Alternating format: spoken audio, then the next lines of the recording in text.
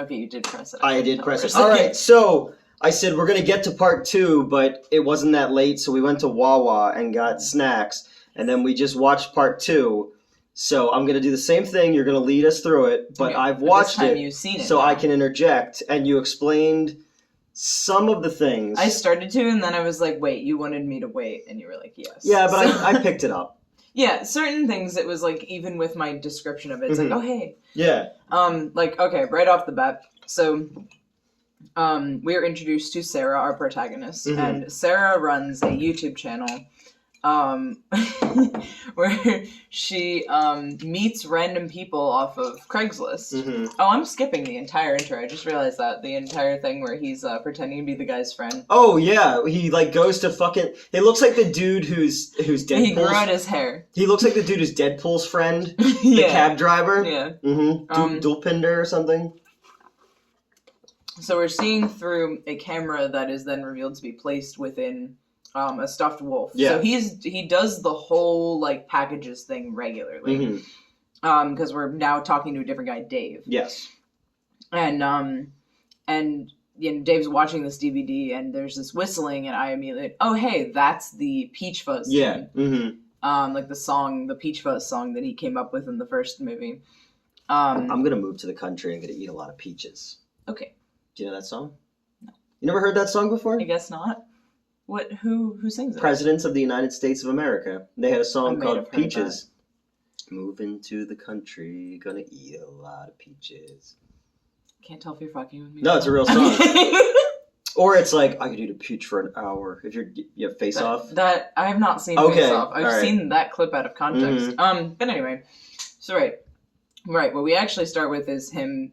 So we're seeing Dave's perspective, and then this guy shows up who, because I have no, like, facial recognition, I actually didn't recognize as Joseph from the previous movie. I thought this was an unrelated dude who just happened to be Dave's friend. And then Dave gets up to get beers or something, and he acknowledges the camera. I'm like, oh, that's our guy! Yeah. I like how, like, the thing I liked about it, because, you know, when you see a movie, there's camera setups. Yeah. Because you're telling a story through picture. Yeah. You know? And for this, he moves the camera to necessitate that setup, which I thought was brilliant in the form. He picks it up from the box where it's implied to be. Because you just see the screen, like the regular screen, and then there's like fur appearing. So like, he picks it up from the box and he puts it, I guess, facing the kitchen table. So Dave comes back with the beers, and that's when Joseph, who introduces himself as Aaron in this one, which is a pretty obvious callback to his favorite victim. Yeah. He then, like, basically is like, you know, this started really intensely, and implies that he was stalking the guy prior, but he words it as if it was a coincidence. Yeah. Where it's like, oh, we met, like, we were the same day reading the same book, whatever the fuck, right? Just two guys. The two guys, like, just two down soulmates, some cold two friends. Yeah, he says that as well. With Aaron in the first movie. Oh, okay. That was another callback, but he does repeat a lot, and I mentioned that he does a lot of the jump scares, and he kept trying to jump scare Sarah. But he does kill Dave, but he's clearly not feeling it. He's not into it. And he kind of monologues about that for a second. He's like, you know, I feel like it isn't like, it's, he tells Sarah later, he's like, it feels like a job. Yeah, but I like, he slashed his throat, he goes down. You were not, and then he's like petting his He's petting his head, but then he just like takes a drink of his beer, and he's just like, you know? Yeah, like this just isn't, there's something missing in his life, right? And it is the thrill of murder. And so, okay, I took something from this movie that I wasn't expecting. So I just turned 41. And anybody who knows me knows that the last year of my life has been a fucking shitstorm of a disaster. And what caused a lot of my problems was my desire to have that creative thing. Yeah, as soon as we started watching, I was like, oh shit. Yeah. And when that creative thing becomes poison, and then it starts to make you go, like, my life would be a lot better if I didn't do this. Because that's kind of what, when Sarah rolls up Sorry, I wasn't. No, it's okay. Yeah. So Sarah rolls up and she says she's been driving for 3 hours and like she walks in, she doesn't know what to expect. Because her YouTube show is about meeting random people off of Craigslist, and it's like trying to show people that they're not as weird as they think they are, basically. So that's interesting because I've seen channels like this, and when Amber Silverman and I used to date. When we lived in Arizona together, that was one of the things when, things weren't going too well, we could watch a lot of these weird fucking shows about these people and go like, all right, we don't have it too bad, There's one where like people who are like celebrity, like impersonators fall in love. And it's like a Michael Jackson and like a Madonna. It was like really weird. It used to be on Netflix. I don't know. But I was saying to you about this, I was like, 70% of the American public says that they're lonely. Yeah. And like that's the thing is like, yes, this is a weird fucking movie about a serial killer and all this kind of stuff. But I'm also message is really But I'm looking at it as like, yeah, the only reason that I fucking do this is so that I have an excuse to talk to people and so that I have an excuse for like, you're the only one who will come over here and do this shit. You have other things to do, Yeah, no, I'm just saying like, but it's just like, the only reason that I do this is because so it's actually the opposite. You're using my friendship for YouTube. Yes, exactly. You're only here to be famous. Obviously. Exactly. But right. So, and that's so Sarah shows up and I've been drinking a lot too, so I'm going to probably be very honest in this. He off the bat confesses, like, I am a serial killer. Yeah. I hired you. I would like you to do a documentary. It was also very funny because he referenced... So she showed his original Craigslist ad, which was just like, hey, let's talk. Yeah. Fans with interview with a vampire are plus. And I think that's so funny because you pointed it out. You were like, hey, that's funny. And then later in the movie, he brings that up again. Because he's like, that's... Because he mentions the axe that I talked about in the first one. He's like, see, that's why I put things like fans with interview with the vampire are plus in my... I'm like, how does that convey... Well, because in the narrative of Interview with a Vampire is a journalist interviewing a vampire, No, I understand that. A lot of gay stuff happens. Yeah, that's true. But it's like... I said to someone recently, they're like, oh, the new one's really good. I was like, if it's not super gay, I'm not... It's so gay. Then I haven't watched it, I'm like, I'm in. People keep posting GIFs of it. I'm straight, but I love gay shit. Like Soup. Yes. We've had a whole... Did we talk about that before?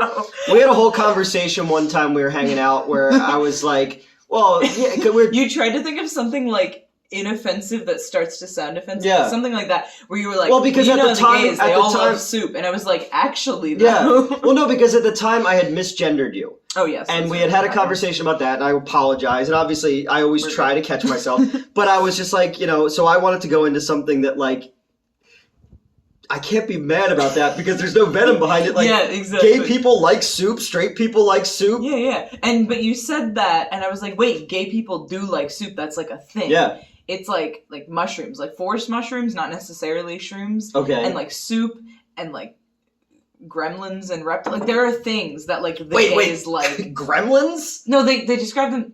I say like I am not. Yeah. I just don't self-describe as a gremlin, but it's like a thing. Like I don't know how to describe it. Wait. It's like gremlin energy, not specifically like don't give them water after midnight. Okay, I was wondering about that. Feed them. I haven't. Because you've eaten after midnight. I have. That's usually when I eat. Actually, a guy on Twitter tagged me in something, I guess, to win something, and it was like the perfect pair of slippers, and it was Mogwai slippers, and I was like, pour some water on them, you'll have 2 pairs. Like, that's amazing. Technically, it's always after midnight somewhere. Yeah, I saw a thing where it was like, when does it become before midnight? Yeah, well, they do that in Gremlins. I love Gremlins too. Gremlins You've talked about that, actually. Great. So wait, gay Gremlins? No, I think it's specifically usually like non-binary people. The soup is more of a general like queer community thing. Okay. But like self-identifying as a gremlin. And as like a straight man, I love soup too. We have so much in fucking common. Why have we been fighting all these years?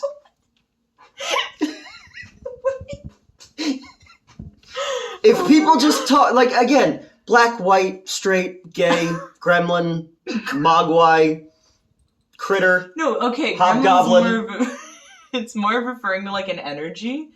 Look, I don't Some people look at Gremlins as a metaphor for the African American community. There's racist parables to Gremlins as well. I've never watched Gremlins. Oh, really? Yeah. Gremlins is great. I just know you don't feed them after midnight. Yeah. But now every time I see a gay person, I'm gonna think like not specific, not gay people.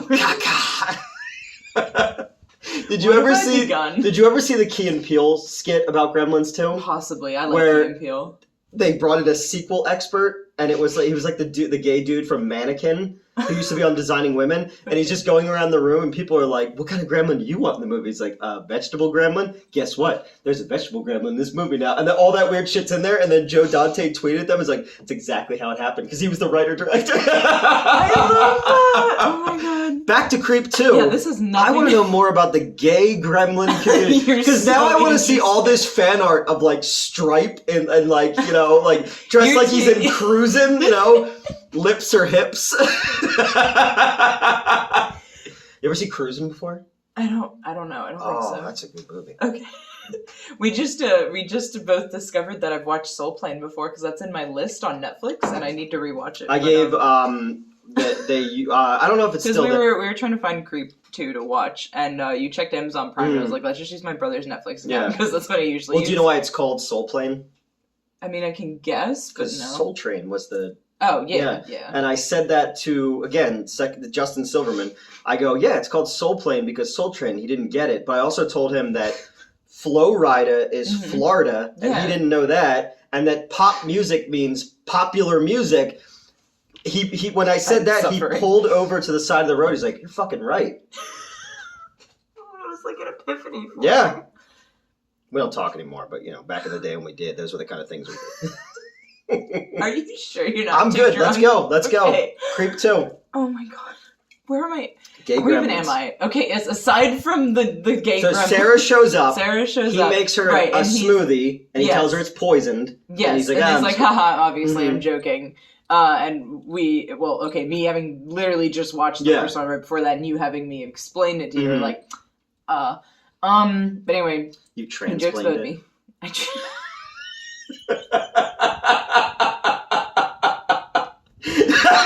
is up with you right now? Okay, go ahead. Do you need some water? I'm alright. Let's go. Should I pour you some water? Okay. Nope, I'm good. I swear to God. You set me up, I knocked him down. That's a song. Anyway, okay, Sarah's there. Knock them. Oh no, that's a shitty song. Okay, anyway, Sarah's there, and he's like, let's make this documentary about my 39 kills. The most prolific serial killer that's never been caught. Yeah. And, cause, when she initially texted him, like, hey, I'm interested, he was like, do you scare easily? And she was like, no. Yeah. But I like how she hesitates. Yeah. She puts N, then she deletes it, and then she goes back to no, And then she, like, deletes her name and then adds it. She ends up sending her real name. But, which he, like, notices somehow and is like, I appreciate that. Yeah. But, so she does not really believe he's a serial killer, but is also like, bro, if this guy's a serial killer, he's simultaneously, like, exactly what I was looking for. Yeah. And someone I need to be very careful of. She puts, like, a knife in her boot. But I think even before that, right before that, he's like... Is that when they watch? They watched the kill. They watched the kill. They watched Aaron's death, which was cool because I explained it to you, and then you got to watch it. But I like him watching it because he's kind of reliving it a little bit. Yeah, he's like counting the steps that he takes in it, and like it reminded me a little bit of like of Manhunter. Like he puts the glass in their eyes, Yeah, no, it was very cool with that. But then he's like, did that scare you? And she's like, Did you want it to scare me? And he fucking dips. Yeah. Like, I feel like I didn't explain how weird he is well enough in the previous video. No, because watching this one and knowing what you said, I was kind of able to fill in the gaps. Yeah. It's definitely like, it's a specific energy that I can't really convey. Because it's like, everything just feels a little bit off. Yeah. Like, he's weird, but I'm not gonna run yet. We've had several employees of the movie theaters who were like these people, But anyway, so he dashes upstairs, and she's like, what the fuck? Yeah. I think and then she sees the axe, too. That's like above, he puts it like above the window or something, and then he comes back down in a towel and is like, he does this weird monologue about how, like, he was like, men snap at each other's genitals with towels in the locker room, and like women change in front of each other because that's congruent. Yeah. But and then he's like, but with a man and a woman, there's a wall, and that wall is, what do you look like naked? So he fucking strips, like drops the towel, like, tries to like dramatically throw it to the side, and it just falls. But I like how he keeps moving his leg too. Yeah, like he's to like pose. not trying to pose, but. And he's expecting a response, clearly. Mm. And a lot of their interactions at the beginning are him expecting more of a response than she's giving. Yeah. And it clearly drives him nuts. Yes. Both in, like, a good way and a bad way. Mm-hmm. He is obsessed with her. I also like that I have a way bigger flaccid penis than this actor. You mentioned that. I was just like... Sure. Sure. I'll take your word for that. Yeah, it's fine. So then she's like, oh, it's my turn now? And he's clearly thrown off. Like, he's like, what? And then she strips, but he focuses on her face, because which I thought was very interesting. Yeah. It was also, like, it's clearly not about, because he didn't even expect her to strip in the first place. This wasn't actually about getting to see her naked. It was a little bit reaction, a little bit maybe he genuinely believes the barrier thing. Yeah. It was just it's also it's a dominance thing as well. It seems very much, again, like a wolf, like an alpha, you know. Especially because then you mentioned later with the one scene where he's like, he's lost control of the situation. And absolutely, that is why he both, like, clearly is obsessed with her in, like, a negative way and a positive way. But so anyway, she agrees. He keeps trying to jump scare her and like freak her out and whatnot. And I like how she's not falling for it at all every time he does it. At one point he's like, "Hey, you're a tough nut to crack." Yeah, and that's when but then she does it. She gets him. She does get him a couple times. So funny. Yeah, I like when the shower's running and he's moving through the he's like, POV. Yeah. And when he opens the shower and then she jumps out, but she has like a face mask thing on. Yeah. Like thing. I thought it was tape, but it might have been one of those. It looked like one of those face mask things. Yeah. Weird. But yeah, and she like scared the shit out of him. I had one of the, so I had one of those that was left behind by a friend who used to come hang out here, and she left some stuff behind. It was like this like black clay thing. Oh, the charcoal one. And it like dries on your skin. Mm-hmm. But then I realized I have a big fucking door here, and I came out to feed the cat, and I was like, oh great, I'm in fucking blackface now, you know. And so I had to like put my hoodie on, and I'm just like, this is my house. I have one. I have a picture of me wearing one. It's the only time I've ever worn a face mask, but it was one of the paper ones that was like soaked and shit. Yeah. I look like Hannibal Lecter. Nice. It's kind of fucking great. I think that was early 2019. We were talking. Was I talking about that with you recently? How amazing that scene is where Lecter is wearing the other guy's face in the ambulance. It's such a fucking good scene. I was just rambling about the Hannibal series with my one coworker. Because I know the people who own the Buffalo Bill house. Oh, yes. Every time we go to a convention, they're there. We met them when I used to be with the old show at the drive-in, and we've just stayed in touch for, that time. And it's in Pittsburgh, so... Yeah, exactly. Yep. Okay, buffering, loading. The jump scares. Oh, yes. And then, yeah. Oh, right, so then they're going out to... film this interview. Yes. And once again, he kind of goes on like way too long of a hike, but it's not nearly as bad, and she's not reacting as badly as Erin does. And they get there, and it's like, I mean, you've found creeks in the middle of the woods, probably. Or cricks. Or cricks. If you're from South Jersey, they call them cricks. Okay. I did hear that a lot when I went to school in South Jersey. It's like water. It's also why I call it pork roll. But that's also just correct. Yeah, water. That's me shielding myself from the North Jerseyans. Woof. Anyway, so they get to this creek, and it's like, I guess he was expecting like some rushing, raging but river, it's like, and it's weird because it's visibly not that. So it's like a couple inches of water, but it's also like it doesn't have the banks to have been rushing at any point. He starts flipping out. Like, he's like, I was picturing this, like, I'm going to be submerged in water for the Jesus metaphor. I don't know what he's talking about there. And then he was going to, like, jump off the bridge into the water at the end of the scene. So she's like, no, hold on. We're going to make this work. And she, like, reminds him of Francis Ford Coppola, and that was another... Yeah, and we go like, back to that. Thing, So while he was interviewing her, when he was saying, like, she was interviewing her, he was just like... explaining I don't like killing anymore. It feels like a job. And then he read an article by Francis Ford Coppola saying that the only good movie he's ever made was before The Godfather. Yeah. And, that hit him like a ton of bricks, like, you know, there is still art to make and all this kind of stuff. And basically, like, you can keep pushing forward. Yeah, exactly. So, she tries to remind him of that, and it's clear that he doesn't remember. Yeah, which is like the pancakes thing. Yeah, exactly. It's the pancakes thing again. And, so, but I guess they end up just trying to shoot where he's sitting in the, like, 3 inches of water. But he's moving his arms at first, like, he gets interrupted several times. By a bird. Yeah, fucking bird. But, because I guess she said she was going to edit in the water later or something. I don't fucking know, because he's, like, moving his arms as if he's bobbing. She calls that out, so, like, so yeah, he does the intro, like, 20 times where it's, like, December 1978, the last days of disco. The heat of the Cold War.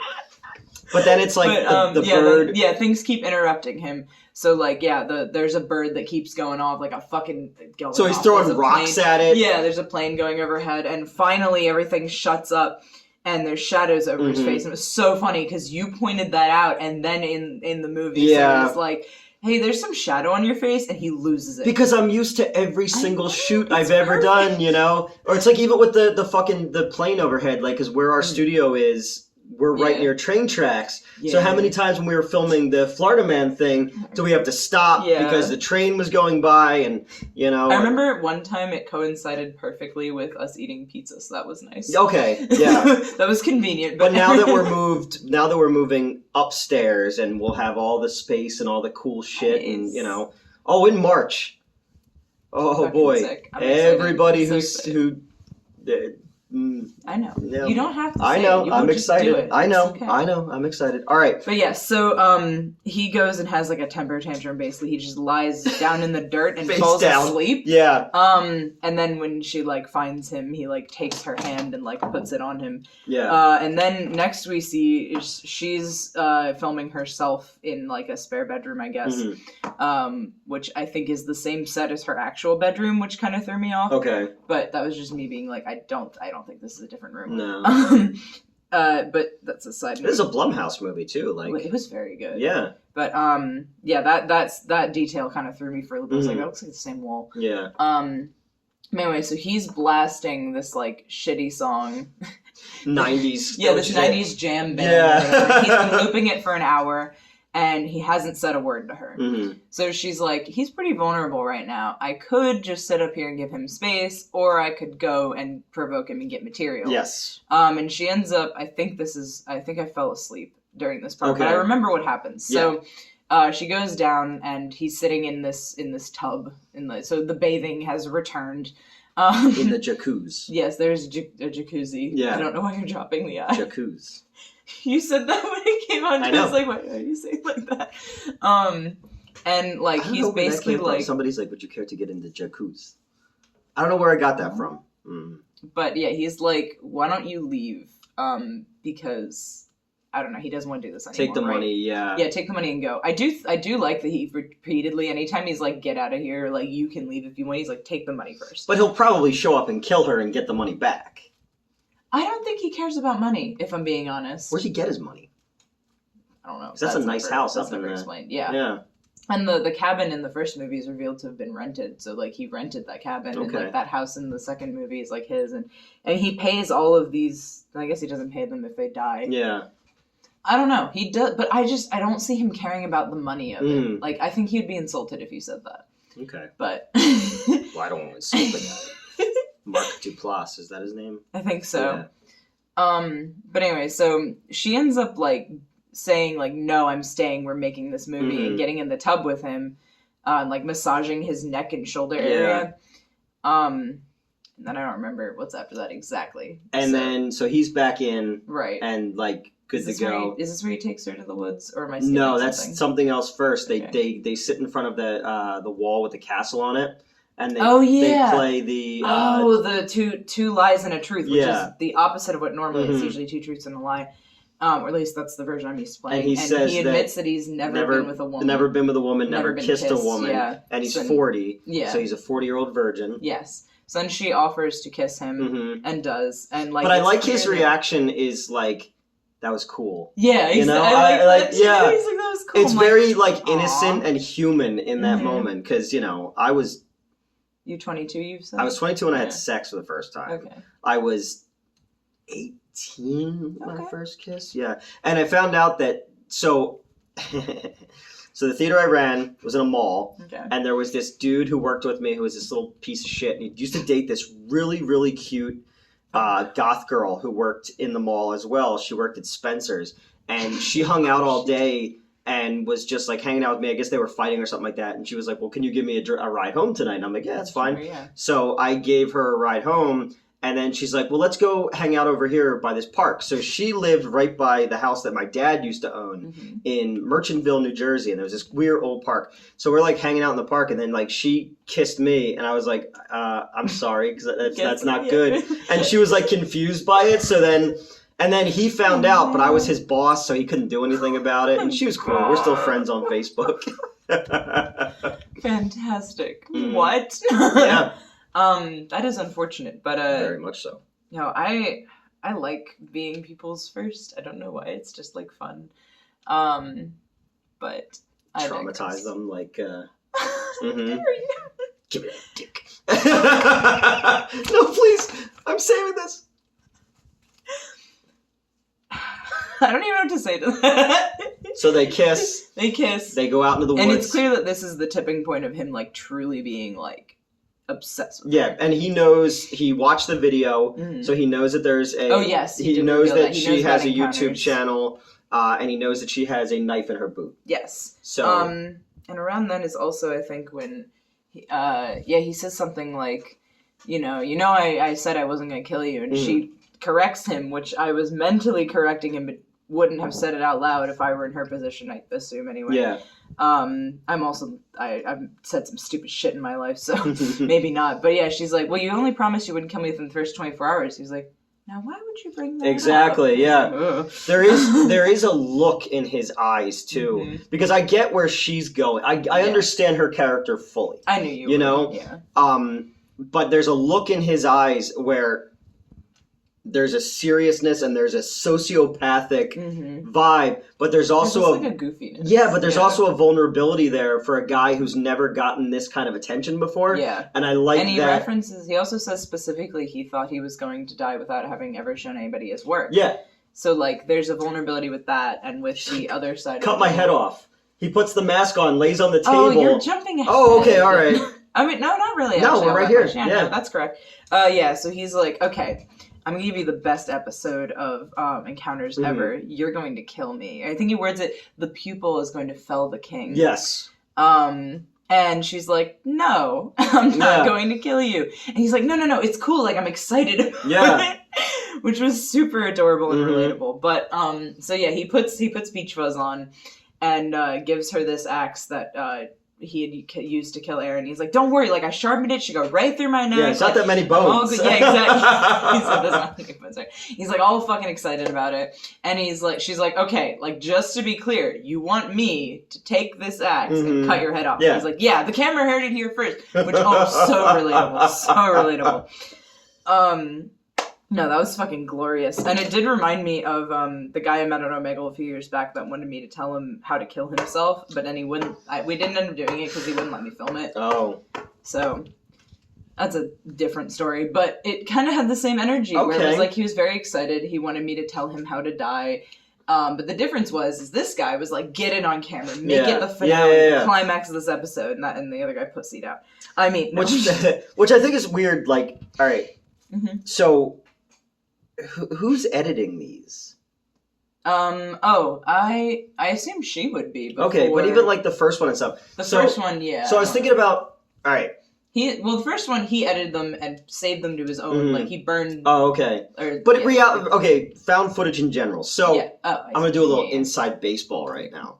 So, last year, for Monster Madness, one of the scripts that I wrote was a found footage movie. Okay. And I wrote a whole diatribe about a company that would edit That's cool. found footage movies. That is really cool. And that was the tipping point of like, hey, this sounds too much like you. Oh, yeah. We're going to need to have somebody rewrite this. That sucks. So... Because, like, that does sound like you, and I love that idea. But I thought that was what we were doing, is we were infusing it with, know... Because, foreign movies about fucking Holocaust survivors don't really make good YouTube videos, you know? I don't know what you're referencing. But I'm just saying, like, right. Yeah. So I tried to write this thing like, oh, imagine like this movie about, and then they were like, that's too much. So then they, and then it didn't get rewritten, and so that's where we are. Cool. But yeah, so that's my found footage thing. So yeah, so But yeah, so no, I'm kind of with you because I've thought that before. That was something that always like bugged me about. That would be kind of cool though. Like, and imagine like that would be really cool. But imagine somebody who their job is just to edit.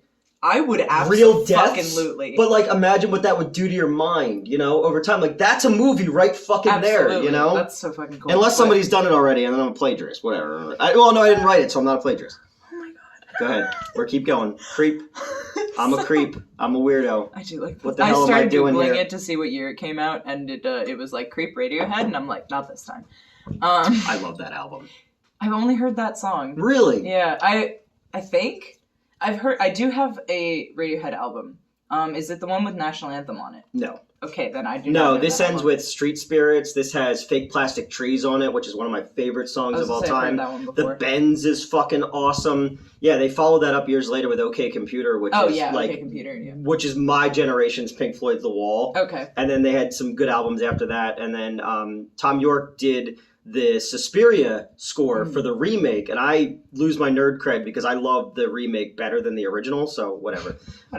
I lose my Hannibal cred because I like Hannibal Rising the best. I've still never seen it. I'm gonna make you watch it, and then I'm gonna rant to you about Misha Lecter because Protect. Okay. It's fine. So, I have her favorite song memorized because I'm fucking weird like that. Anyway, right, where were we? We were at... Oh, yeah. She wouldn't cut his head off. Then he's going to hang himself. Yeah, he's like, hold on, I've got a better idea. Now, this one's passive, and he's clearly going to hang himself. Mm-hmm. And he's like, all right, now, all you have to do is not save me. And then you're complicit in the murder, which is fun. Mm-hmm. I think that's a direct quote, actually. And she starts to be like, wait, I don't know. And then he fucking jumps off the balcony. So he's dying, or like choking. And she's like, she saves him, and like, because the thing breaks or whatever. Mm-hmm. And then he's like, okay, I have a new idea I'm very excited about. And she's putting on her shoes, she's ready to go. Yeah. She's like, no, that was super fucked up. And he's like, very apologetic. And he's like, no, okay, like, we'll figure this out. Because and he shows her the harness. He's like, no, don't worry, I wasn't actually going to die from, like, the hanging, which does not, counter the axe, but it's fine. But I think he knew that she wasn't going to do it. I mean, he did, but how does he explain that to her? Mm-hmm. It's because that's a lot of trust in somebody, which ties back into his vulnerability thing as well. But he shows her the harness, and he's like, no, I wasn't going to die. Like, I just want to give you a really good finale. Mm. So now she's like, okay, all right. And he ends up taking her out into the woods, and shows her a grave. And he tells her, he's like, I wasn't sure when I first dug this if it was going to be for me or for you. And I figured it out. And I was like, for him, right? Because he's referenced throughout the movie, keeps referencing he's not going to be alive tomorrow. Like, that's one thing is she's like, at the very beginning, she's like, I don't believe you're a serial killer because why would you confess? I could go to the police tomorrow. And he's like, you won't because I'll be dead tomorrow. But he also, the grave also goes back to the story he told her where he was he was, what was it? When he first started killing, he met somebody randomly. And it was also interesting because, and I was waiting to tell you this, but in this movie, or in the first movie, when he sees Aaron, he says, today's going to be a good day. Oh, okay. That ties in later with, in this one, he's telling her the story of when he started killing. And that was what the dude said, who was originally the killer, when he picked him up. He was giving him a ride home from a concert or something. He's like, oh, today's going to be a good day. Oh, because he hung out with the band. Yeah. That wrote his favorite song, and it was Sarah Loves Juicy Fruit or something like that. Sarah Loves Her Juicy Fruit. Yeah, so he goes and parties with them, and it's the first time he felt like alive and welcome. And then this dude ties him up, and then he's gonna make him. Yeah, he's gonna kill him, and then he ends up like getting out of the bonds and kills the guy instead. He suffocates or he strangles him. Yeah, and then puts him in the grave. Mm-hmm. So it is supposed to mirror that, where he's like. That's where he's like, I'm not sure which of it's going to be. Yeah. And that also goes back to, again, where he's like, the people fells the king. Yeah. Like, she's going to take over is clearly what he wants to do. Because he references, like, this is his 40th murder. He doesn't want to just do another murder. He's got 39 of those, But then he ends up saying, he's like, So he's like, I've decided. And then the camera's focused on her face, and you hear stabbing and like pain noises. He's stabbing himself. Mm-hmm. Then he hands out a knife, and he's like, you stab yourself now, and we'll go lie down in the grave together, like Romeo and Juliet. Which is not how Romeo and Juliet goes, but it's fine. Yeah. That guy's no Leonardo DiCaprio. Right, sure. Did you ever watch the Fellini version? Yes. With Olivia Hussey, and she was underage and topless, and they showed us that in school, and I was like, oh no. That was the thing. So in school when we were, so first of all, I read like the complete collection when I was like 12. Mm-hmm. But I love Hamlet. I've really mentioned Hamlet many times. But they were like, you have to watch the movie, and when I Googled it, everyone else watched the Baz Luhrmann one, and I watched the Fellini one. Like, I fucked up somehow and just watched the wrong one. I mean, the Baz Luhrmann one is great. Like, it's fantastic. But the Fellini one is fucking Fellini. Yeah. And Olivia Hussey has gone on to be like, she was, she's in Black Christmas, the original Bob Clark one. She's in Turkey Shoot. She's the voice of Talia al Ghul on Batman the Animated Series, the original one. She's in Roxanne with Steve Martin, which is the Cyrano de Bergerac story, So I'm a big fan of Olivia Hussey. That's cool. Mm-hmm. That sounded sarcastic. It wasn't. No. But it's weird, like, you see somebody in something and you notice them in other things. Yeah. It's like Ben Affleck in The Voyage of the Mimi. Do you know what The Voyage of the Mimi is? No. So The Voyage of the Mimi was a Canadian oceanography show from like the 80s, and it was the first thing he had ever done.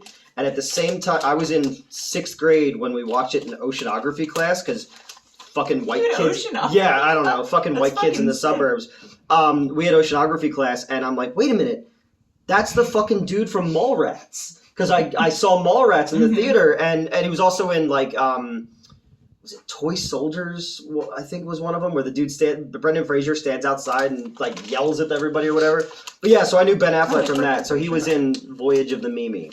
Okay. If anyone has ever seen Voyage of the Mimi, or if it's a fucking fever dream that I had... There was a gas leak in my school, and it never happened.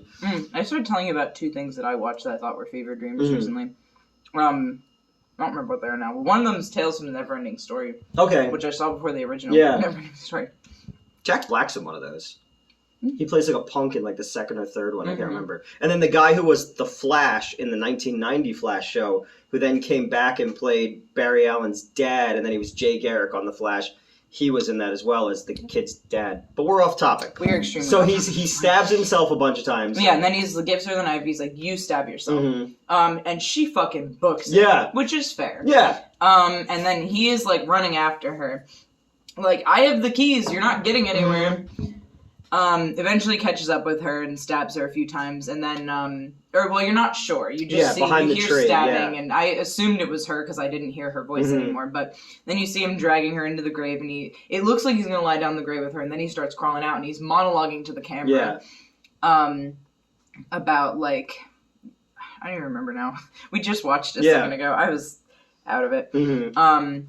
I looked over at you when you were asleep. I was like, oh, okay, whatever. I was gone. Yeah. I woke up at like noon today. That's so early for me. I'm a night shifter. I don't normally wake up till like 4 or 5 p.m. But I'd be like, you don't have to go home, but you can't stay here. That's cool. I'll go sleep in my new apartment. Yeah. But, so... What will people think? Of me sleeping in my new apartment? No. Oh, me crashing here I'd be for like 30 seconds? Hannibal Lecter, it's like, people will think we're in love. Oh, yeah. Oh, don't get me started with him fucking... I have feelings about the last Hannibal movie.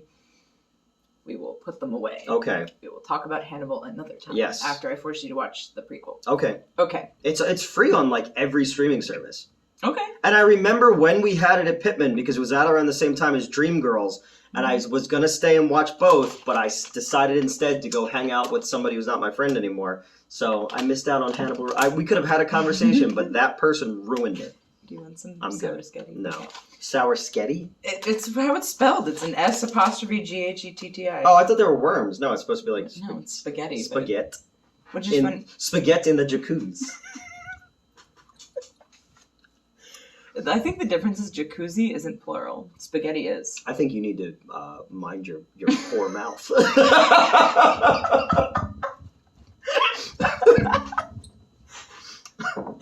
So, Right, and we're like basically at the end of this movie. He's monologuing to the camera. And as he's talking, you see her crawl out of the grave, and it's cool because it mirrors the Aaron kill. Yeah. Which is cool because he's also going by Aaron now. Mm-hmm.